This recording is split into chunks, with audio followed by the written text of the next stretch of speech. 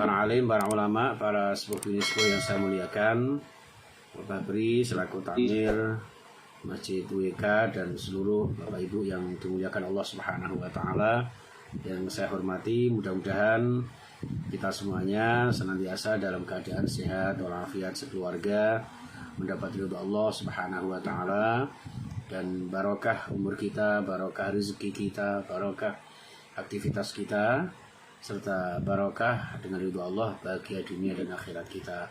Amin ya rabbal alamin.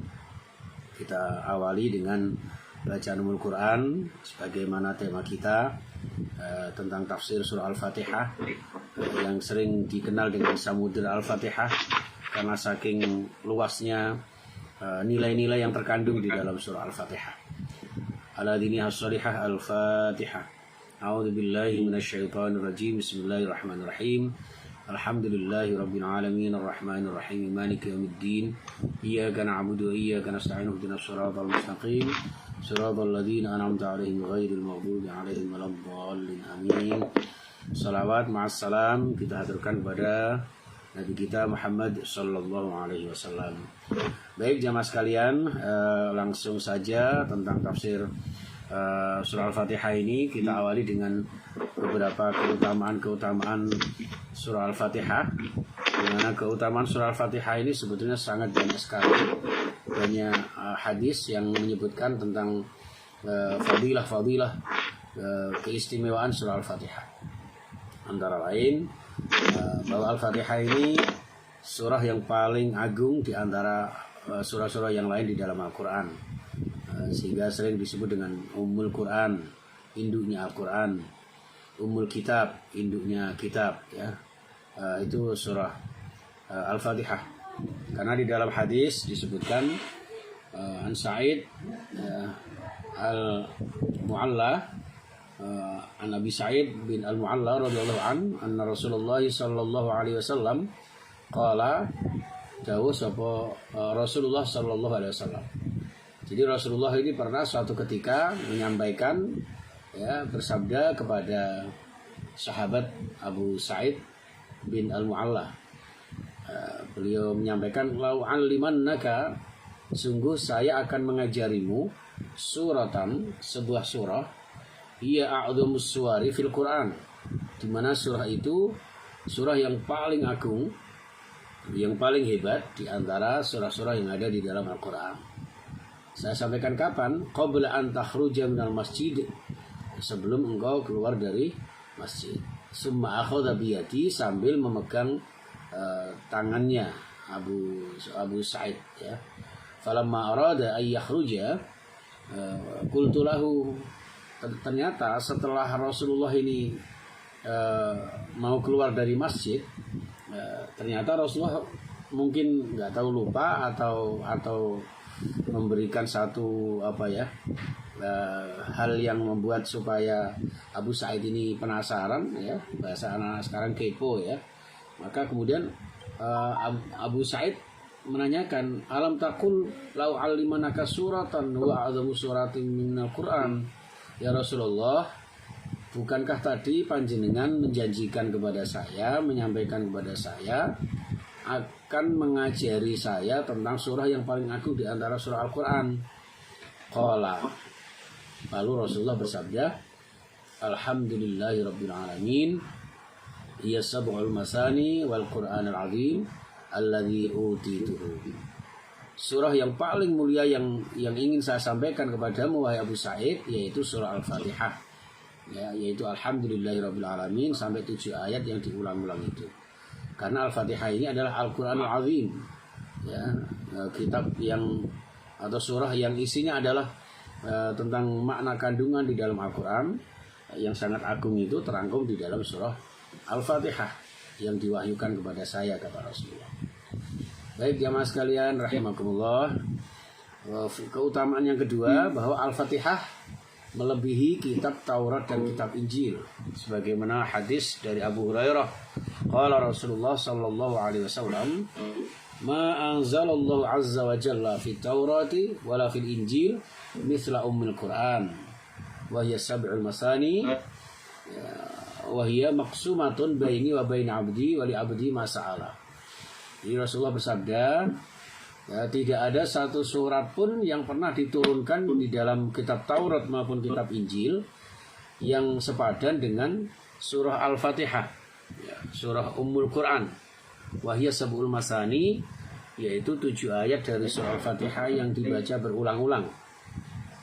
Wahya, sedangkan 7 ayat surah Al-Fatihah itu maqsumatun, ya, terbagi dalam 2 dimensi.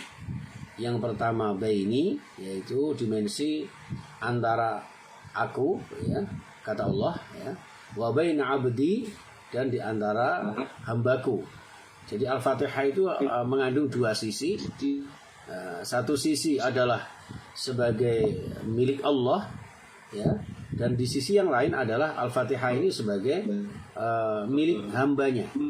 Sedangkan wali abdi masa'alah, di dalam Al-Fatihah itu kemudian ketika seorang hamba membaca Al-Fatihah, maka berhak untuk mengabulkan, ya, Allah berkewajiban untuk mengabulkan apa yang diminta oleh hambanya dalam surah Al-Fatihah tersebut. Maka dalam satu riwayat lagi disebutkan Al-Fatihatu lima quri'at laha. Al-Fatihah itu bisa dibaca, ya, dalam hajat apa saja. Jadi kita mohon kepada Allah, kita berdoa kepada Allah, ya, sering kemudian kita dengarkan kemudian yang memimpin dengan bacaan Al-Fatihah dan sebagainya. Itu adalah dari hadis ini. Bapak Ibu yang saya muliakan, kemudian yang ketiga tentang Al-Fatihah ini, kehebatannya adalah ketika turun, ya, dibuka pintu langit, ya, dan kemudian turunlah surah ini, ya, sebagai penerang, sebagai cahaya nurul iman, ya, sebagai cahaya keimanan, serta tahlisul qalbi, ya, memurnikan hati, mengikhlaskan hati. Sebagaimana dalam hadis Abdullah bin Abbas menyampaikan, bainama Jibril, suatu saat malaikat Jibril qa'idun inda Nabi sallallahu alaihi wasallam, ada duduk di sisi atau di samping Rasulullah sallallahu alaihi wasallam. Duduknya ini bagaimana? Sami'a naqiban min fawqihi. Tiba-tiba Rasulullah mendengarkan, ya, mendengarkan suatu suara, ya. Suara itu kayak sedikit gesekan, ya, sedikit kayak pergeseran, ya, pergeseran sesuatu sehingga menimbulkan suara, ya, min fauqihi, dari atas beliau. Jadi mungkin suara kayak maghrib gitu, barangkali seperti itu, min fauqihi. Farafa'a ra'sahu, sampai kemudian Rasulullah mengangkat kepala beliau, ya, mendengar ke atas, melihat suara apa ini. Faqala, maka Jibril menjawab, hadza babun minas sama futihal yaum. Ini adalah suara pintu, ya, pintu dari langit, ya, pintu dari langit, futihal yaum, yang hari ini dibuka oleh Allah Subhanahu wa taala. Jadi ibarat rumah itu kalau buka pintu kadang kan maghrib gitu, ya. Nah, gitu. Apalagi pintu surga, pintu langit itu mengeluarkan suara seperti halnya pintu-pintu kita, cuman nggak tahu bagaimana bentuknya, ya, bagaimana cara membukanya, wallahu alam. Jadi pintu langit dibuka, ya, lam yuftah qattu, di mana pintu itu nggak pernah dibuka ilal yaum, kecuali hari ini. Kenapa? Karena hari ini fanazala minhu malakun, karena malaikat pada turun pada hari ini. Faqala hadza malakun nazal ilal ardi. Ya, jadi kemudian malaikat Jibril melanjutkan menyampaikan bahwa hari ini para malaikat turun ke bumi. Lam yanzil qattu illal yaum, di mana malaikat tidak pernah turun ke bumi kecuali hari ini. Fasallama, menggonuli uluk salam, ya.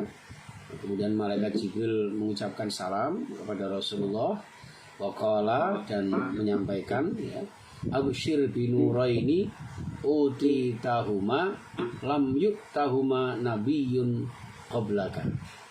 Wahai Nabi Muhammad, absyir, berbahagialah, kabar gembira buat engkau wahai Muhammad, binuraini, ya, karena ada turunnya 2 cahaya. Uti tahuma, yang 2 cahaya itu diturunkan, diberikan kepadamu wahai Nabi Muhammad, yang tidak pernah diberikan, yang tidak pernah diturunkan kepada nabi-nabi sebelummu, sebelum engkau. Apa itu? Yaitu cahaya Fatihatul Kitab, surah Al-Fatihah. Jadi Al-Fatihah ini khusus ya, mengandung cahaya ketika turunnya. Wa khawatimu suratil Baqarah, dan ayat-ayat akhir surah Al-Baqarah.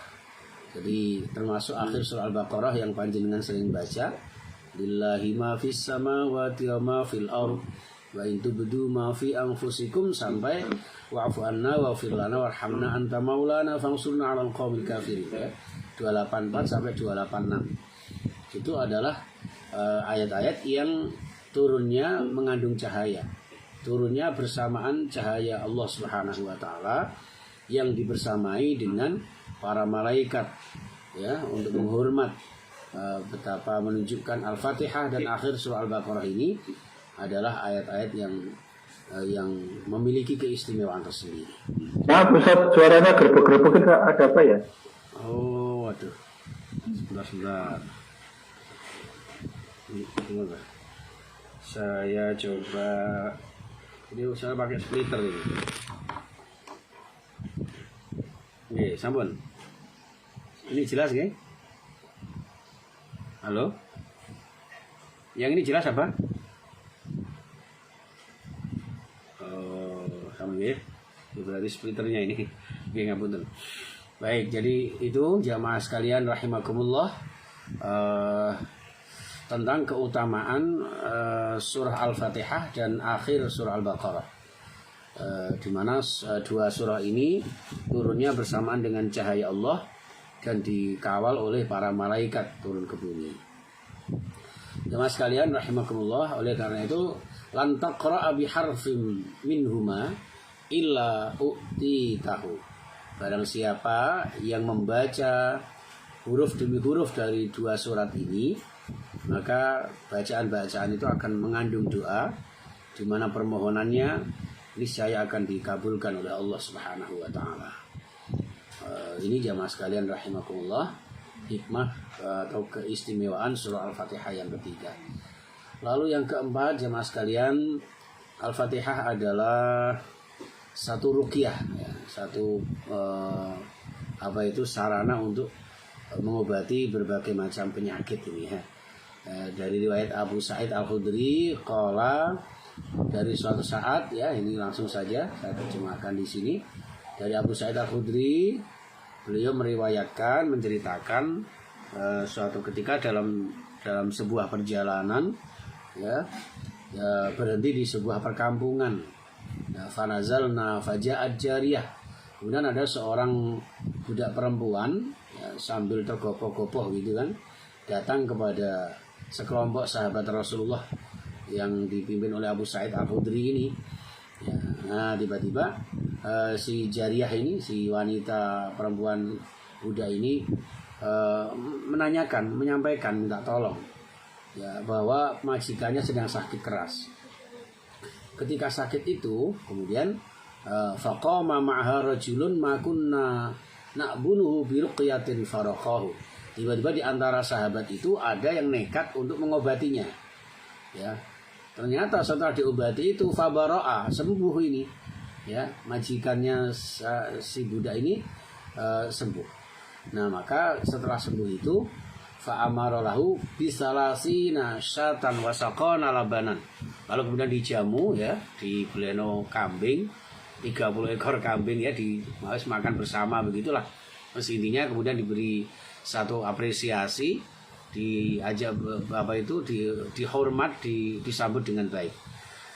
Qulna lahu, kemudian kami menanyakan, loh kamu kok bisa mengobati penyakitnya itu tadi, kamu bacakan apa?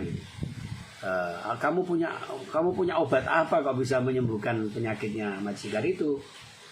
Jadi dia menjawab, lah saya nggak punya metode khusus untuk mengobati itu, kecuali hanya saya bacakan umul kitab, yaitu surah Al-Fatihah ya. Masya Allah, ternyata dari Al-Fatihah ini ya, bisa menyembuhkan penyakit. Jadi dari hadis ini jamaah sekalian, dan ini hadisnya sahih riwayat Bukhari ya, mungkin panjenengan ya sedang sakit gitu ya, dari hadis ini monggo dibacakan surah Al-Fatihah, ditiupkan di air putih ya. Bismillah, niat Al-Fatihah lisyifa ya, untuk pengobatan penyakit insyaallah. Dengan biqudratillah, mudah-mudahan insyaallah berdasarkan ini disembuhkan oleh Allah Subhanahu wa taala. Bapak Ibu yang saya muliakan, ini terkait dengan keistimewaan surah Al-Fatihah. Sedangkan keindahan tentang surah Al-Fatihah, karena surah Al-Fatihah ini secara khusus diawali dengan ta'awud. Jadi mengawali Al-Fatihah itu sangat dianjurkan untuk membaca ta'awud, walaupun juga perintahnya ini secara umum. Jadi setiap kita mau membaca Al-Quran itu dianjurkan untuk membaca ta'awud ya. Jadi mengawali tilawah Al-Quran ya dengan isti'adzah itu termasuk keindahan sastrawi di dalam Al-Quran ya, ini terutama di dalam surah Al-Fatihah, sebagaimana firman Allah Subhanahu wa taala di surah An-Nahl ya, ayat 16, fa idza qara'tal Qur'an fasta'idz billahi minasyaitonir rajim. Ketika kita mau membaca Al-Quran, usahakan membaca ta'awud ya, membaca ta'awud, mohon perlindungan dari godaan syaitan ya. Kenapa demikian? Karena ta'awud ini menurut Imam Syekh Al-Utsaimin radhiyallahu an ya rahimahullah ya, ini berusaha memberikan alasan dan hikmah di balik perintah ini ya, bahwa faedah isti'adzah adalah agar setan menjadi jauh dari hati seseorang ketika dia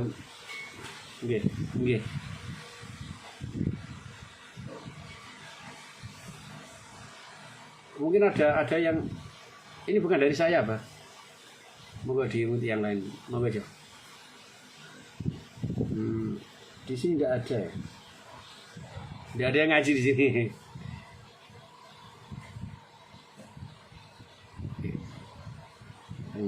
Oke. Kalau di sini nggak ada ini. Malah ini ibunya goreng-goreng di dapur. Masya Allah. Tidak ada yang baca.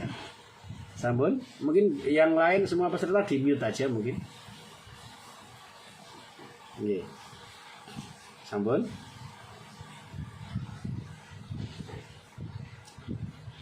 Sambun nggih, mana nggih? Bisa didengar suara saya? Nggih, alhamdulillah nggih. Jadi intinya itu bahwa karena memang setan ini kan selalu membersamai manusia ya. Hamba Allah ketika mau beribadah ini, setan ini subhanallah yang pernah kita sampaikan ya. Syaitan yajri majrad dam. Jadi bisa mengikuti aliran darah kita. Kalau di Al-Quran disebutkan itu setan iblis itu kalau menggoda dari samping kanan, kiri, atas, bawah ya, secara kompleks gitu ya. Ini jamaah sekalian, sehingga termasuk mau membaca Al-Quran ini kita dianjurkan membaca ta'awud agar tidak ada keterlibatan setan di situ, sehingga kita bisa menikmati bacaan-bacaan Al-Quran, bisa menghayati isi-isi kandungan Al-Quran. Ini jamaah sekalian rahimakumullah.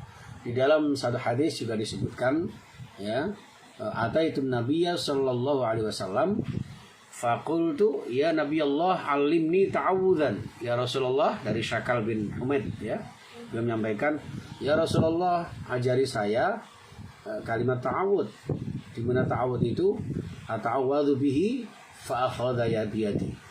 Lalu Rasulullah memegang tangannya Syakal bin Humaid sambil mengajarinya dengan ajaran ini ya. Ini bisa kita baca Bapak Ibu. Ini juga ta'awud yang beda ya. Biasanya kita tahunya kan hanya a'udzubillahi minasyaitonir rajim. Ini ternyata ada ijazah dari Rasulullah ya, yang bisa kita amalkan dalam kehidupan kita ya, yaitu a'udzubika min syarri sam'i. Ya Allah, aku berlindung kepadamu dari keburukan pendengaranku. Wa syarri basari, dan aku berlindung dari keburukan penglihatanku. Jadi saya tidak melihat sesuatu yang maksiat, tidak mudah melihat sesuatu yang bertentangan dengan aturan Allah. Wa syarri lisani, dan mohon perlindunganmu ya Allah dari keburukan lisan saya, dari ucapan-ucapan yang tidak baik. Wa syarri qalbi, dan juga keburukan-keburukan hati saya. Wa syarri maniyyi, dan keburukan mani saya Ya, jadi kenapa ini disebutkan? Karena ini adalah sumber keturunan kita. Ya, kenikmatan ini menjadi nikmat yang menimbulkan kebaikan-kebaikan. Ini jadi sehingga tidak ada campur tangannya setan di dalam aktivitas-aktivitas kita. Dengan ta'awud ini, ya Allah melindungi kita dari hal-hal yang buruk, dari hal-hal yang bertentangan dengan aturan Allah, baik dari pendengaran kita, dari penglihatan kita, dari lisan kita, bahkan dari hati dan sumber kehidupan kita. Jamaah sekalian yang dimuliakan Allah Subhanahu wa taala, dalam riwayat lain juga disebutkan, ya, a'udzubika min munkaratil akhlaq wal a'mali wal ahwal, ya. Dari Ziyad bin Ilaqah ini, ya, dari riwayat dari pamannya yang bernama Qutbah bin Malik radhiyallahu an, ya, dia berkata bahwa Rasulullah mengajari saya, ya, tentang ta'awud, ya. A'udzubika min munkaratil akhlaq. Ya Allah, saya berlindung kepadamu dari keburukan-keburukan akhlak atau akhlak-akhlak yang tercela, wal a'mal, dan perbuatan-perbuatan yang tidak baik, wal ahwa, dan juga hawa nafsu yang membawa keburukan. Qala hadza hadisun hasanun gharib. Hadis ini adalah hadis hasan yang juga bisa kita pakai dalam amalan-amalan sehari-hari kita sekalian. Jamaah yang dimuliakan Allah Subhanahu wa taala, ya, ini dalam Ibnu Katsir juga disebutkan bahwa ta'awud ini, ya, bisa menangkal setan supaya kita tidak tergelincir dari godaan setan. Karena setan ini selalu mengharapkan agar keturunan Nabi Adam ini selalu tergelincir dari keimanan, tergelincir dari kebaikan-kebaikan. Ketika beramal baik, ya, rasanya berat gitu kan. Ketika beramal ibadah, ya, dikoman ibadah wegah, dikoman sholat orang mangkat, dikoman sedekah emoh, dikoman poso rasa-rasa gitu kan. Nah, ini biasanya godaan-godaan syaitan yang kita selalu dianjurkan untuk mohon perlindungan Allah Subhanahu wa taala. Maka ada 3 ayat yang secara spesifik, secara khusus Allah menegaskan kepada kita, yaitu di surah yang pertama ini, ya. Kemudian surah Al-Mu'minun juga disebutkan khudhil afwa wa'mur bil urfi wa'rid 'anil jahilin wa imma yanzaghannaka minasyaiton nazghu fasta'id billah innahu samiun 'alim. Jadi jika kamu ditimpa suatu godaan setan, maka berlindunglah kepada Allah Subhanahu wa taala. Jadi dalam kesempatan apa saja, di mana saja, mungkin hati kita sedang ada sesuatu yang lain daripada biasanya, kita sangat dianjurkan jamaah sekalian untuk kemudian mohon perlindungan kepada Allah Subhanahu wa taala. Kemudian di dalam surah yang lain juga disebutkan wa qur rabbi a'udzubika min hamazatis syayatin wa a'udzubika rabbi ayyahdurun. Ini juga dibaca ketika kita mau menunaikan sholat, jemaah sekalian, ya. Itu juga dianjurkan membaca ini di samping membaca surah An-Nas. Jadi baca surah An-Nas, ya, lalu baca surah ini, membaca ayat ini. Rabbi a'udzubika min hamazatis syayatin wa a'udzubika rabbi ayyahdurun.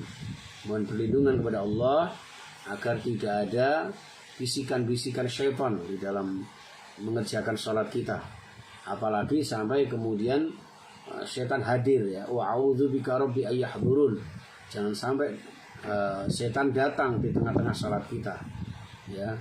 Apa tandanya? Di antaranya pas sholat itu kadang-kadang terbayang kemana-mana dan sebagainya. Itu adalah salah satu bagian dari godaan syaitan.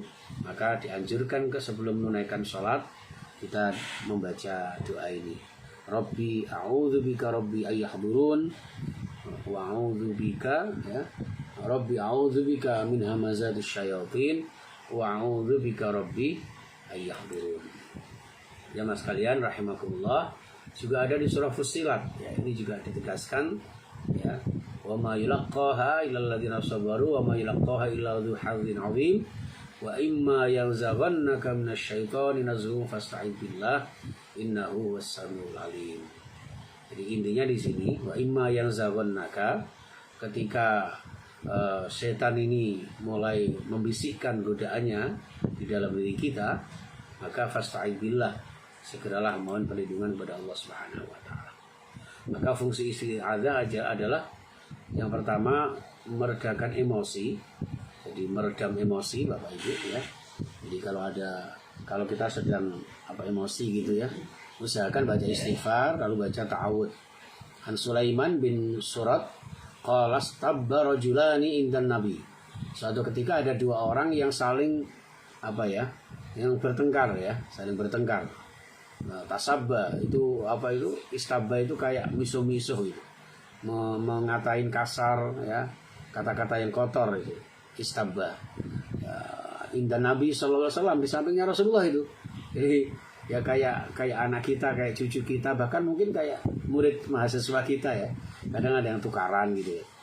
Wa nahnu indahu julusun, sedangkan kami sahabat yang lain itu sedang duduk-duduk ya, menerima wejangan-wejangan dari Rasulullah. Sampai kemudian dua orang yang bertengkar ini qadih marra wajhuhu, wajahnya sampai kelihatan merah ya, orang emosi itu kan itu. Maka Rasulullah bersabda, "Inni la u'allimu kalimatan law qalaha la dhahaba anhu ma yajidu." Law qala a'udzu billahi minasyaitonir rajim. Kemudian dua orang yang bertengkar ini oleh Rasulullah diberikan wejangan dengan membaca ta'awudz. Alhamdulillah dengan ta'awudz itu kemudian emosinya mereda. Ini juga dibacakan ketika kita meruqyah ada orang yang mungkin kemasukan pengaruh-pengaruh jin misalnya gitu. Itu dibacakan ini. Kemudian bahkan diri kita mungkin ya merasa ada sedikit emosi gitu ya, namanya orang ya. Itu baca ta'awudz ya, baca a'udzubillahi minasyaitonir rajim. Insyaallah dijauhkan dari godaan syaitan. Yang kedua jamaah sekalian ya, meminimalisir was-was ya, terutama di dalam salat yang tadi kita sampaikan. An Abil Ala an Utsman bin Abil As ya, atan Nabi sallallahu alaihi wasallam, beliau sowan kepada Rasulullah kemudian mengatakan, "Ya Rasulullah, inna syaitan qad hala baini wa baina salati." Setan ini loh ya Rasul selalu mengganggu saya, menggeliteri sekitar saya. Setiap saya sholat itu ada setan yang mengganggu saya ya Rasul. Sehingga bacaan-bacaan saya ini tidak karu-karuan. Jadi para sahabat kan tahfidz ya, menghafalkan Quran. Jadi bacaan-bacaan hafalan Al-Qurannya itu bisa amburadul. Itu disampaikan kepada Rasulullah. Nah, Rasulullah kemudian menyampaikan, "Dzaka syaitonun," itulah syaiton, yuqalu lahu khinzib, yang bernama khinzib. Maka para ulama menyimpulkan setan yang spesial menggoda orang sholat itu adalah setan khinzib. Jadi setan khinzib ini selalu mencampuri ya, selalu masuk ke dalam hati manusia yang sedang menunaikan sholat gitu. Maka dianjurkan untuk membaca fata'awwadz billah minhu. Silahkan membaca ta'awudz 3 kali, watfil ala yasarika salasan ya. Kemudian sambil ngitu ya istilahnya ya, itu seperti ke kiri 3 kali ya, sambil menengok ke kiri 3 kali itu sehingga akan hilang godaan-godaan setan itu. Maka anjuran kita ketika sedang sholat kemudian kita ada semacam kegalauan, ada semacam kegamangan di dalam sholat itu, kita dianjurkan untuk seakan-akan kita mengidu ya. Mengidu itu apa ya bahasa Indonesianya?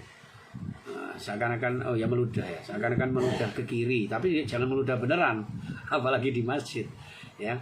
Jadi ke kiri itu salah terjemahnya itu. Ala yasarika itu artinya ke kiri. Jadi ke kiri 3 kali. Jadi itu praktekkan seperti itu 3 kali. Seakan-akan kita benar-benar membuang jauh-jauh dari hal-hal yang berpengaruh dari setan tersebut. Maka qala fa'altu dzalika fadhhabahullahu anni. Saya lakukan itu, alhamdulillah setelah itu setiap sholat saya merasakan ketenangan. Itu jamaah sekalian. Yang ketiga, menghindarkan dari gangguan setan yang mendiami tempat atau rumah atau wilayah tertentu, ya. Itu seperti itu. Sebagaimana hadis Rasulullah, man nazala manzilan summa qala a'udzu bikalimatillahi tammati min syarri ma khalaq lam yadurruhu syai'un hatta yartahila min manzilihi dzalik.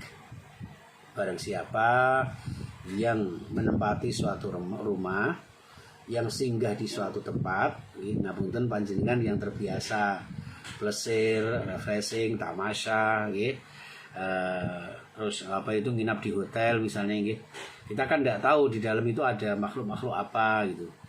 Itu dianjurkan membaca ini di semakol, apalagi rumah yang kita tempati. Maka kalimat ini juga dibaca Rasulullah setiap pagi dan sore. Maka dirangkum oleh Syekh Imam Al-Banna itu, Hasan Al-Banna itu dalam satu buku namanya Al-Ma'surat. Ya, di dalam Al-Ma'surat itu, ya, yang artinya adalah bacaan-bacaan yang dibiasakan Rasulullah setiap pagi dan sore. Itu diantaranya ada kalimat ini, ada doa-doa ini. A'udzu bikalimatillahi tammati min syarri ma khalaq. Saya berlindung kepadamu dengan kalimah-kalimah Allah. Saya berlindung dengan kalimah-kalimah Allah yang sempurna. Dari apa? Min syarri ma khalaq. Dari keburukan-keburukan apapun yang diciptakan Allah. Baik berupa makhluk yang zahir, yang kelihatan, maupun makhluk yang gaib. Ya, baik berupa manusia maupun berupa benda, sesuatu yang di luar dugaan kita.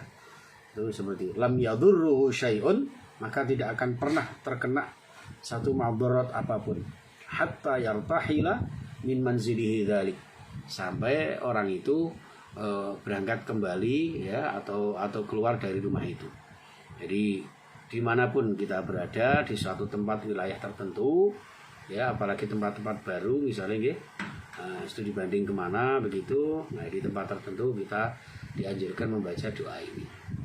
Sedangkan kita yang di rumah, jamaah sekalian, ya monggo setiap pagi dan sore kita baca. Di dalam Al-Ma'surat itu disebutkan 3 kali, a'udzu bikalimatillahi tammati min syarri ma khalaq, sebanyak 3 kali.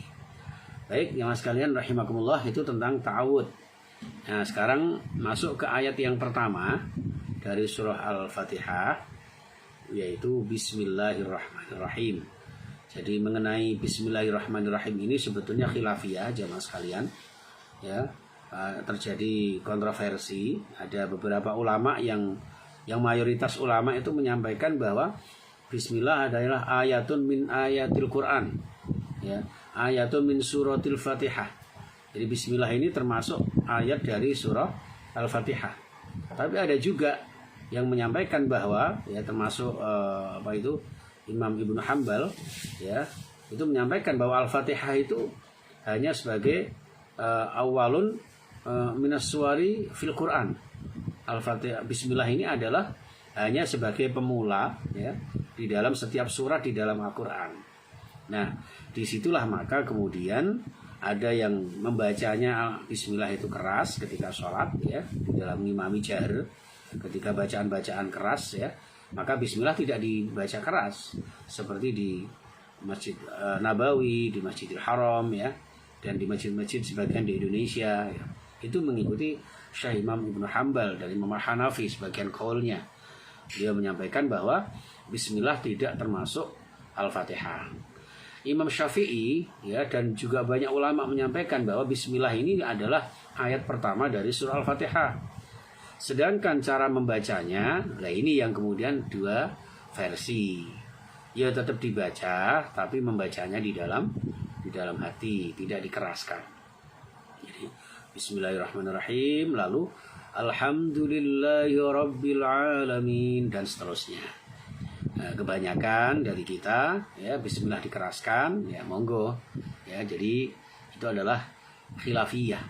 Jadi kita mau baca Bismillahirrahmanirrahim, Alhamdulillahirabbil alamin, dan seterusnya ketika ngimami. Ketika dijaharkan monggo, disirikan juga tidak apa-apa. Ini seperti itu. Baik, kita mengikuti pendapat yang mayoritas ulama, di mana Bismillah ini adalah ayat pertama dari surah Al-Fatihah. Jadi ternyata Bismillah ini terdiri dari 19 huruf jamaah sekalian. Ya, 19 huruf yang kemarin saya sampaikan itu ya. Kenapa COVID-19? Karena COVID itu kan C cerah ceria, O olahraga, V vitamin dijaga, I imun kuat, iman kuat, imun diperhatikan, ya. Kemudian D itu zikir dan doa. Nah, zikir dan doa itu 19, yaitu diawali dengan Bismillahirrahmanirrahim. Itu otak-atik matuk kita dari sini jemaah sekalian. Jadi wallahu alam itu dengan kudrah iradahnya Allah Subhanahu wa taala. Jadi 19 huruf ini dari Bismillahirrahmanirrahim. Sedangkan bismillah itu sendiri jemaah sekalian ya mengandung dua makna yang sangat utama. Yang pertama yaitu bismillah dalam arti sebagai permohonan izin. Jadi mohon izin kepada Allah. Atau segala sesuatu yang kita lakukan ini atas izin Allah. Jadi ketika kita membaca bismillah ketika mau melakukan segala sesuatu, Bismillahirrahmanirrahim, ya, itu hakikatnya kita mohon izin kepada Allah. Sehingga apapun yang kita lakukan atas izin Allah, ya, atas izin Allah, sehingga yang kita lakukan mudah-mudahan diberikan kemudahan oleh Allah, ya, diberikan kelancaran oleh Allah.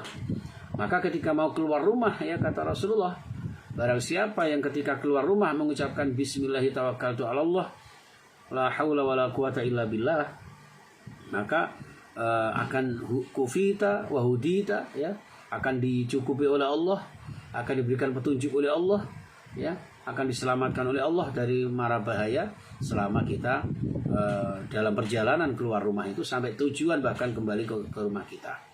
Itu seperti itu. Jadi Bismillahirrahmanirrahim, makna yang pertama bismillah adalah permohonan izin kepada Allah. Dan kalau sudah diizinkan Allah, berarti yang kita lakukan adalah senantiasa mudah-mudahan diberkahi, dihidayai, dilindungi, ya, dan diberkahi oleh Allah Subhanahu wa taala. Itu makna yang pertama. Kemudian makna yang kedua, bismillah adalah sebuah bentuk legitimasi, ya, bentuk pengakuan, ya. Jadi kalau boleh saya artikan dari beberapa tafsir itu bismillah itu ya atas nama lah, ya. Jadi misalnya saya di RW 2 misalnya mewakili Abapri misalnya, harusnya sambutannya ini Abapri, kemudian Abapri membuat katakanlah surat atau apa begitu disampaikan kepada saya, maka yang saya sampaikan ini hakikatnya adalah atas nama Abapri. Jadi atas nama, gitu kan. Maka ketika proklamasi kemerdekaan itu kan atas nama bangsa Indonesia Soekarno-Hatta, itu berarti Soekarno-Hatta mewakili seluruh rakyat Indonesia, mewakili seluruh bangsa Indonesia. Nah begitupun kita ketika membaca bismillah ini nggak main-main jemaah sekalian. Jadi berarti kita atas nama Allah, bayangkan. Jadi bi maknanya di situ adalah dengan, bi makna yang kedua adalah atas nama. Dan kalau sudah atas nama Allah, berarti yang kita lakukan ini, ya, hakikatnya adalah semata-mata gerakan kita, ucapan kita, pikiran dan perasaan kita adalah Allah Subhanahu wa taala. Sehingga sangat-sangat tidak mungkin kalau kemudian kita tega untuk mengkhianati Allah. Ketika sudah kita membaca bismillah, maka tangan kita ketika mau berbuat sesuatu yang mungkarat, ucapan kita ketika mau mengatakan sesuatu yang maksiat, ya, kemudian akan terlindungi. Loh, ini saya kan atas nama Allah. Allah ridho enggak ketika saya melakukan ini? Allah ridho enggak ketika saya mengucapkan ini? Itu seperti itu. Sehingga kaum mukminin akan senantiasa terjaga, terlindungi, dan diberkahi Allah Subhanahu wa taala. Maka Rasulullah sampai bersabda, kullu amrin dzibalin la yubda'u bi bismillah fa huwa aqta'u. Barang siapa yang ingin melakukan segala sesuatu yang baik, yang bermanfaat, kok tidak diawali dengan bismillah, maka walaupun baik akan hilang barokahnya. Fa huwa aqta'u, akan terputus dari barokah Allah Subhanahu wa taala. Jadi sesuatu yang baik hendaknya kita awali dengan bismillahirrahmanirrahim. Mau kajian bismillahirrahmanirrahim, ya, mau kemana saja bismillahirrahmanirrahim, mau melakukan apa saja, bahkan ngapunten panjenengan sedang ngajar mahasiswa ya, bismillahirrahmanirrahim, nawaitu ta'alluma wa ta'lim, niat saya belajar dan mengajar ya, ini supaya nanti diberikan barokah oleh Allah Subhanahu wa taala. Ilmu kita menjadi ilmu yang barokah, diamalkan oleh santri kita, murid kita, mahasiswa kita, juga akan menjadi ilmu yang barokah, sehingga akan menjadi kemudian generasi-generasi yang barokah yang akan meneruskan estafet perjuangan panjenengan semuanya. Ini jamaah sekalian rahimahullah ya. Baik, itu tentang bismillahirrahmanirrahim. Berikutnya adalah Al-Fatihah ayat yang kedua ya, yaitu alhamdulillahirabbil alamin ya. Makna alhamdulillahirabbil alamin secara letterlek adalah segala puji bagi Allah, Tuhan semesta alam. Alhamdu, segala puji. Dalam bahasa Arab alnya ini namanya lil istighraq, seluruh pujian ya. Seluruh pujian itu adalah milik Allah. Kita sebenarnya tidak ada hak untuk dipuji orang. Kita tidak ada hak untuk memuji orang. Kita tidak ada hak untuk gila hormat, gila pujian ya, dan seterusnya. Jadi ketika kita dipuji orang ya, kalau bisa ya la haula wala quwata illa billah, atau subhanallah ya, bahkan astagfirullah ya. Sahabat Umar itu kalau dipuji orang justru bagaikan disawur dengan debu di mukanya.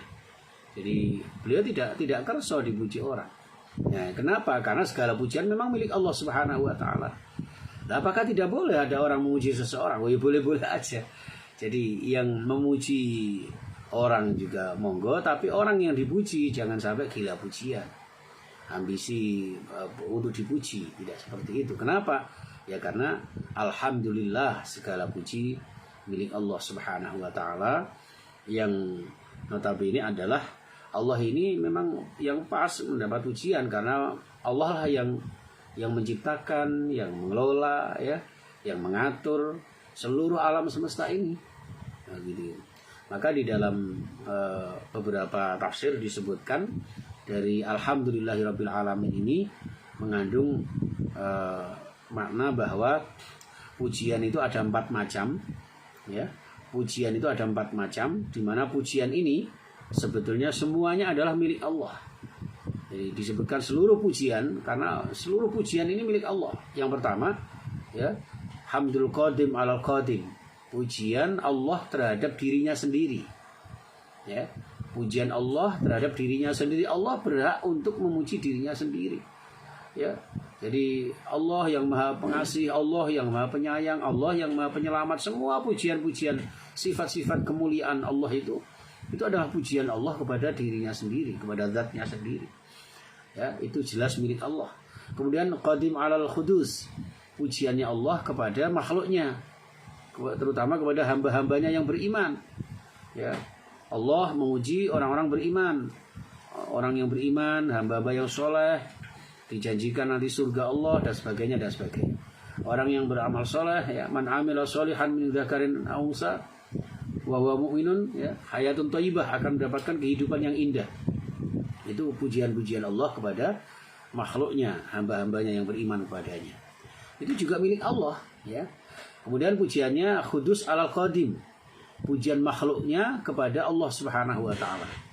Jadi kita salat, kita berzikir, bahkan kita berdoa ya, itu yang kita panjatkan kepada Allah Subhanahu wa taala, itu hakikatnya milik Allah. Hakikatnya milik Allah, hanya kita digerakkan oleh Allah, hati kita dikerentekkan oleh Allah untuk kemudian dapat memuji Allah, dapat berzikir kepada Allah. Maka Rasulullah itu setiap habis salat selalu berdoa, Allahumma a'inni ala zikrika wa syukrika wa husni ibadatik. Ya Allah, tolonglah aku untuk selalu berzikir kepadamu. Berarti orang berzikir itu hakikatnya ya karena memang pertolongan Allah. Tanpa pertolongan Allah kita tidak mampu untuk berzikir kepada Allah. Kita nggak mampu untuk menyebut asma Allah. Betapa banyak orang-orang yang diberikan lesan fasih ketika mengucapkan kalimat-kalimat ya, bahasanya indah, sastranya luar biasa. Tidak semua orang kemudian memuji Allah. Tidak semua orang kemudian berzikir menyebut asma Allah. Kenapa? Karena semuanya adalah atas kehendak Allah, pertolongan Allah. dan mohonlah kita kepada Allah untuk selalu berzikir kepadanya. Wa a'inni ala syukrika, ya, dan juga mohon kepada Allah agar Allah menolong kita pandai mensyukuri nikmatnya. Karena banyak orang yang diberikan nikmat ini kadang-kadang kurang bersyukur. Ya, kadang-kadang bersyukur tapi bersyukur bukan pada tempatnya. Ya. Ngapunten, kita sering mendengar ya seorang artis yang dengan pakaian yang begitu rupa, dengan goyangan yang dahsyat ya. Goyangan maut ya. Ada goyang ite, goyang idal-idul apa sembarang kali lah ya. Dengan kata-kata yang menimbulkan syahwat misalnya. Itu saja mereka kadang mengucapkan bismillah, assalamualaikum dan sebagainya ya, mengucapkan salam dan sebagainya. Ya, itu sebetulnya tidak pada tempatnya. Alhamdulillah, bersyukur kepada Allah, tapi bukan pada tempatnya. Kenapa? Karena tidak sesuai dengan apa yang menjadi ridho Allah. Maka kita mohon kepada Allah agar pandai mensyukuri nikmatnya. Mensyukuri yang benar-benar, dengan nikmat itu kita bisa semakin dekat dengan Allah, dan dengan syukur itulah kemudian Allah akan menambahkan nikmat kepada kita. Ini jamaah sekalian rahimakumullah, jadi pujian hamba kepada makhluknya. Nah, kemudian yang keempat, al-khudus ya, pujian al-khudus, hamdul khudus al-khudus, pujian makhluk kepada sesamanya, bahkan kepada dirinya sendiri.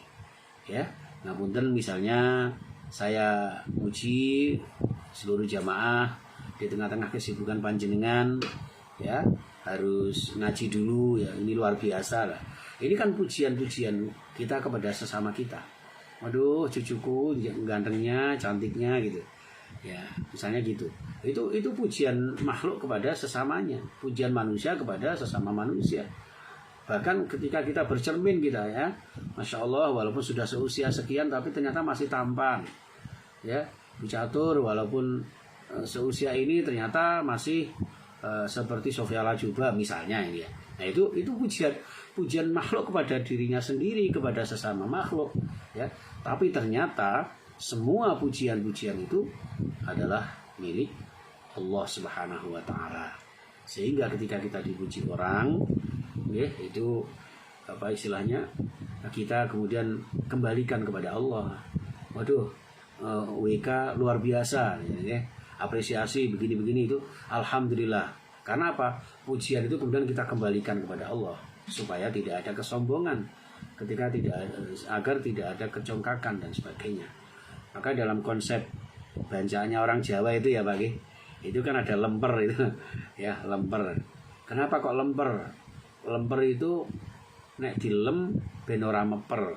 Meper itu ben ora tinggi hati. Lemper nek dilem ben ora baper, nah, seperti itu. Maka lemper itu kan isinya kan ketan ya, ketan. Sing hati-hati jangan sampai terkena godaan setan. Atau ketan dengan pujian-pujian itu supaya kita saling reraketan ya, caket-caketan. Jadi supaya memperbanyak persaudaraan.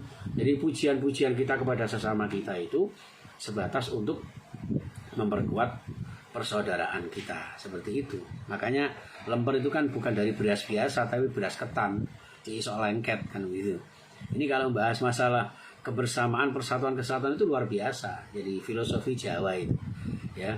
Maka dari itu ketika di Semeru ada yang apa itu membuang apa itu ya, itu karena mereka beranggapan bahwa itu adalah tradisi adat budaya. Lah yang melempar ini dianggap sesuatu yang syirik. Jadi dia ini mungkin ya berkewajiban untuk membuang sesuatu yang syirik, karena kesyirikan itu barangkali yang menjadi pemicu dan pemacu datangnya azab Allah atau musibah dari Allah Subhanahu wa taala. Walaupun kita juga tidak harus begitu ya. Jadi wallahu alam itu dari beberapa kacamata ya. Yang jelas ini sudah viral. Jadi pelajaran buat kita. Kalau kita memaknainya sih banjaan atau apa itu adalah sarana dakwah. Sampai adanya beduk apa itu kan, adanya kupat itu kan ben ngaku lepat kayak gitu. Itu waduh luar biasa itu. Jadi ubur rampi itu hendaknya dimaknai hanya sebatas sebagai muri-uri budaya Jawi, terus ya filosofi yang mungkin bisa kita terapkan dalam kehidupan sehari-hari. Jangan sampai kemudian kita masukkan dalam konteks syar'i. Nah, yang salah itu kalau kemudian kita masukkan dalam konteks syar'i, apalagi kita yakini bahwa dengan itu kemudian akan menjadi begini begitu. Kalau tidak begini nanti akan menjadi balak begini begitu. Lah ini yang membahayakan akidah dan keimanan kita. Bapak Ibu yang saya muliakan, begitu tentang alhamdulillahirabbil alamin ya. Ini sudah jam berapa ini? Waduh, udah jam 6:20 ya. Ini Al-Fatihahnya belum selesai dari alhamdulillah ayat yang kita bahas ya. Jadi kita lanjutkan alhamdulillahirabbil alamin aja ya, Pak ya. Jadi ini selesai ayat 2. Ya, jadi alhamdulillahirabbil alamin ini kan sudah ada di sini, mungkin sambil panjenengan baca bahwa Allah itu terpuji di langit dan di bumi. Di dalam surah Ar-Rum ayat 18. Allah itu terpuji di dunia dan akhirat. Jadi yang dimaksud alhamdulillahirabbil alamin itu ya, bahwa segala puji milik Allah. Ternyata juga maksudnya adalah Allah itu terpuji di bumi dan langit, bahkan terpuji di dunia dan akhirat. Jadi lahul hamdu fil ula wal akhirah. Jadi Allah lah yang memiliki pujian-pujian di dunia dan akhirat. Jadi rasanya nggak mungkin kita kemudian ngaku-ngaku jadi orang yang terpuji. Maka Rasulullah pun melakukan pujian kepada Allah Subhanahu wa taala itu ya dengan ucapan la ahsi ya, la uhsi sana'an 'alaika anta kama asnaita 'ala nafsik. Saking tidak terhitungnya pujian Allah, kemuliaan Allah ya, kemahasempurnaan Allah, sampai-sampai Rasulullah menyampaikan dalam sebuah doa, saya tidak bisa menghitung. La uhsi sana'an 'alaika. Tidak bisa menghitung betapa banyak pujian panjenengan ya Allah. Anta kama asnaita ya. Jadi pujian-pujianmu ini ya Allah sebagaimana engkau memuji dirimu sendiri. Jadi itu. Jadi kama asnaita ala nafsika. Jadi itu sebanyak Allah memuji dirinya sendiri. Ini jamaah sekalian rahimakumullah ya, dari alhamdulillahirabbil alamin. Sedangkan Rabbun ini adalah bisa dimaknai pencipta, bisa dimaknai pengelola, pendidik, pengasuh ya. Ini ya. Makanya sampai pernah disampaikan Fir'aun sendiri mengaku Rabbun ya, mengaku sebagai Tuhan karena dia yang merasa memiliki negeri Mesir, memiliki segala sesuatu otoritas yang berada di tangannya, yang kemudian dia mengaku sebagai Rabbun, sebagai Tuhan. Saya kira itu Bapak Ibu ya untuk